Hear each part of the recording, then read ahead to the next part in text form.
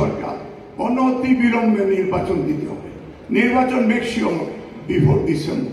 এই দলের বিরুদ্ধে ষড়যন্ত্র চলছে। আওয়ামী ফেসিস্ট, কোন ন্যাশনালিস্ট মা বিক্রি করে না, কোন ন্যাশনালিস্ট দেশ বিক্রি করে না।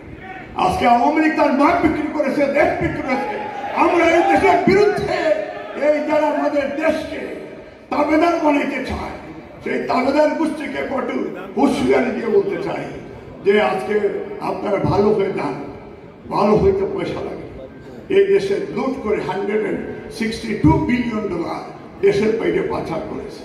আর আমাদের দেশের বিরুদ্ধে, দলের বিরুদ্ধে কন্টিনিউয়াসলি ষড়যন্ত্র করছে। কিছু সংখ্যক ইয়াং ব্রাদার নতুন করে আওয়ামী লীগের সাথে করে নিয়ে আপনারা তাদের প্রশ্ন নিতেছে, তাদেরকে মেম্বার করছে। এটা ঠিক করছে না, এটা ঠিক করছে না। তো জাতীয় শত্রু বিএনপি বিরুদ্ধে শত্রুতা করবেন না।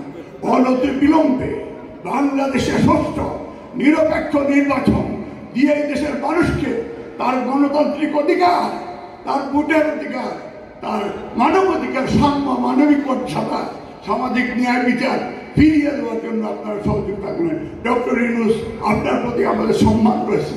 আমাদের নেতারা আপনাকে সহযোগিতা করছেন, সহযোগিতা হাত বাড়িয়ে দিয়েছে।